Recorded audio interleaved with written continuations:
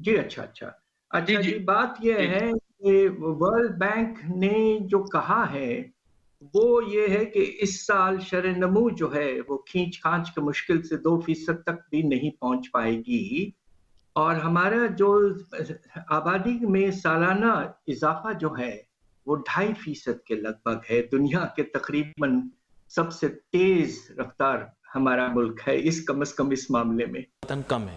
پتہ نہیں آپ اس سے اتفاق کریں، نہیں بالکل اختلاف ٹھیک ہے، کریں، اس میں کوئی دو رائے نہیں ہے۔ جہاں کچھ عیب ضرور ہوں گے اس میں کوئی شک نہیں، لیکن یہ عیب اگلی جنریشن تک ٹرانسفر نہیں ہوا۔ ایرانی سپریم لیڈر آیت اللہ سید علی خامنائی نے سوشل میڈیا پر بیان میں کہا ہے کہ ہم اپنے آپ کو مسلمان نہیں سمجھ سکتے۔ آیت اللہ خامنائی نے بھارت، غزہ، میانمار میں مظالم کا شکار مسلمانوں سے اظہار یکجہتی کرتے ہوئے کہا ہے کہ اگر ہم بھارت، غزہ اور میانمار میں دیگر ممالک میں مسلمانوں کے مصائب سے غافل ہیں تو ہم مسلمان نہیں ہیں۔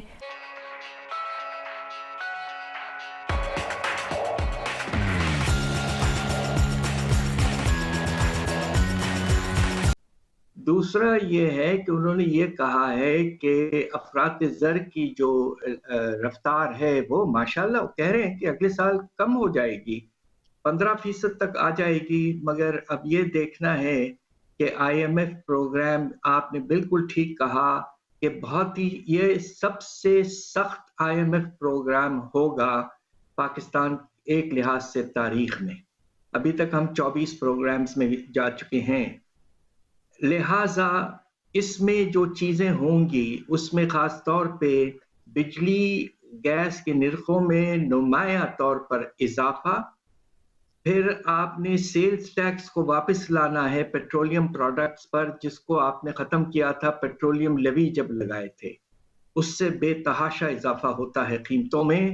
اور تیسری طرف جو آپ نے سر سود کو بہت اونچا رکھا ہے وہ قائم رہے گا، اور آنے والے سال میں IMF زور اس بات پہ دے گا کہ ہمارا ایکسچینج ریٹ جو ہے وہ مارکیٹ ڈٹرمنڈ رہے، جو اس وقت اس میں جو ایک طرح سے اسٹیبلٹی آئی ہے وہ بھی ختم ہونے کا خطرہ ہے۔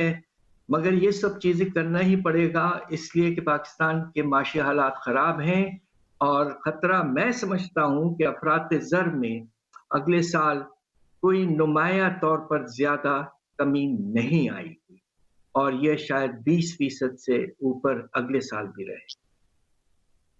ڈاکٹر صاحب، چونکہ آپ کی گہری نگاہ ہے پولیٹیکل اکانومی پہ بھی، ابھی ایک تاثر ہمیں جو آ رہا ہے، ہم جو ظاہر ہے ہم ڈے مین ہیں، لیکن عوام سے جب ہم رابطہ کرتے ہیں تو وہ جو آپ کہتے ہیں نا کہ ایک بالکل ایج پہ ہے پرائسز، لوگوں کے جو بجٹ ہیں اتنے وہ یعنی تناؤ میں ہیں، تو ایک آدھ اضافہ جو ہے وہ کیا اس کی کوئی پولیٹیکل امپلیکیشن بھی ہو سکتی ہیں؟ دیکھیے اس وقت جو بہت بڑا مسئلہ بن چکا ہے، آپ نے دیکھا سری لنکا میں جب حالات حد سے زیادہ خراب ہوئے تو لوگ راستوں پہ آ گئے تھے۔ اب یہ ہے کہ پاکستان میں جو ایک اور چیز بہت واضح طور پر نظر آ رہی ہے، اور اس کا جو پہلا اظہار ہوا ہے وہ کرائمز میں جو اضافہ ہوا ہے بہت خاص طور پہ بڑے شہروں میں، اور دوسری طرف جو آپ دیکھ رہے ہیں کہ ہمارے نوجوان جو ہیں وہ بیچارے حد سے زیادہ بد دل ہو چکے ہیں، اور میں آپ کو کیا کہوں، مجھے اس بات کا بہت افسوس ہے کہ ہمارے نوجوان جو ہیں اس وقت پاکستان کے تقریباً 2 کروڑ نوجوان بیکار ہیں، آئیڈل ہیں، کچھ نہیں کر رہے۔ یہ بہت ہی افسوسناک ہے، اور اس کے نتیجے میں خدا نخواستہ حالات آگے چل کر اگر مسئلہ حل نہیں ہو رہا اور حالات بہتر نہیں ہوتے ہیں تو یہ ایک بہت بڑا مسئلہ بن سکتا ہے، جسے بعض دوسرے ملکوں میں ہم نے اس کا نام دیا تھا عرب سپرنگ۔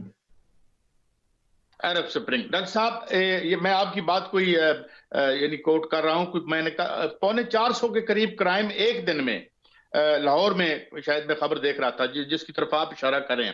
اچھا ڈاکٹر صاحب، ایک اور بڑی جو مجھے تو چلیں ایک خوش افزا بات بھی کر لیتے ہیں، مائکرو چپ دنیا میں ایک سب سے ساٹ آفٹر پروڈکٹ ہے، تو SIFC کہہ رہی ہے کہ جناب ہم اب اس میں بھی جا رہے ہیں۔ ڈو یو تھنک کہ وہ یہ آپ جانتے بھی ہیں کہ تائیوان میں امریکہ اور اس کا جھگڑا جو ہے وہ مائکرو چپ کے حوالے سے ہی ہے چائنا کے ساتھ، تو کیا ہمارے اندر اتنی کیپیبلٹی ہے اتنی ٹیکنیکل نو ہو اور اہلیت ہے کہ ہم اس ابتدائی، کیونکہ انڈیا جا چکا ہے اس میں اس مائکرو چپ میں، تو can we do something in this area?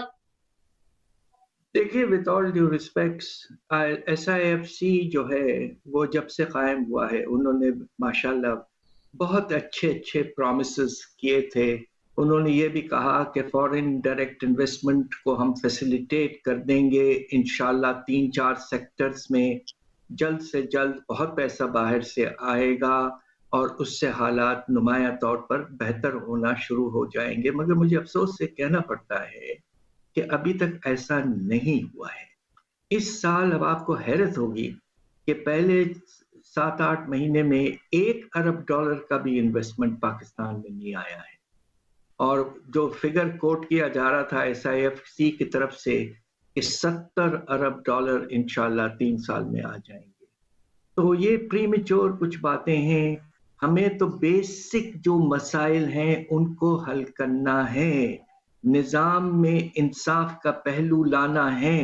اشرفیہ نے جو بے تحاشا مراد لیے ہوئے ہیں، اب وہ وقت آ گیا ہے ان کو کم کرنا ہے، اور جو ریونیوز آئیں گے اس سے ڈیولپمنٹ بڑھائیں، ریلیف غریب طبقے کو دیں. یہ وقت آ گیا ہے کہ بڑے اقدامات لینا بہت ضروری ہے تاکہ استحکام اور ایک طرح سے بیلنس ملک میں پیدا پھر سے ہونا شروع ہو جائے. الحمدللہ.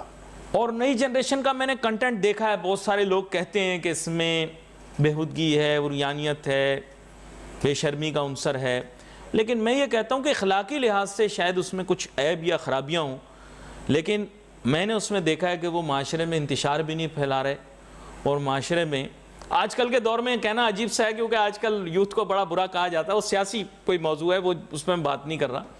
لیکن میں یہ کہنا چاہتا ہوں کہ میں نے تو نئی جنریشن میں خاص طور پہ دیکھا ہے کہ ان میں دلوں میں ان کے محبت زیادہ ہے، ہم آہنگی زیادہ ہے، اور اتحاد کا ان میں جذبہ زیادہ ہے. بالکل. اس کے اوپر میں چاہوں گا تھوڑا سا آپ بولیں، کیونکہ ہمارے نوجوانوں کو بیچاروں کو صبح سے باتیں ہی سننے کو ملتی ہیں.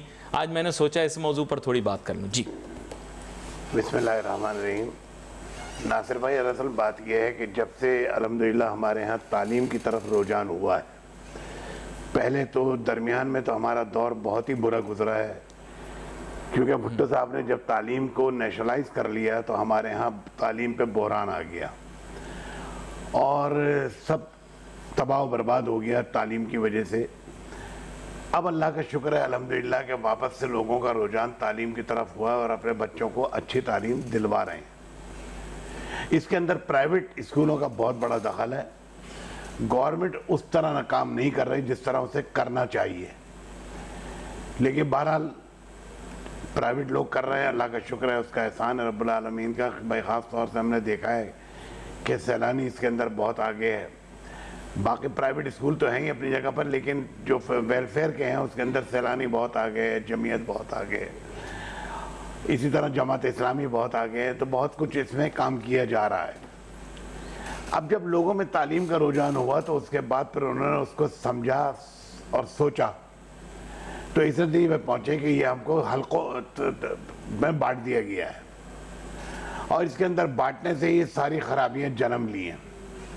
تو بہتر یہ ہے کہ ہمیں اپنے ذہن سے یہ چیز کھرچ دینی چاہیے، بالکل ختم کر دینی چاہیے. اور اللہ کا شکر ہے کہ ابھی آنے کیا کہتے ہیں ہم آہنگی ہے، ایک دوسرے کا احترام ہے. دیکھیے بہرحال یعنی کیا کہتے ہیں قتل و غارت گری تو ازل سے ہو رہی ہے اور اب تک ہوتی رہے گی، لیکن اس وقت یعنی الحمدللہ بہتری ہے. بیچ میں درمیان میں جو ہمارے ہاں بہت زیادہ یعنی خراب ہو گیا تھا.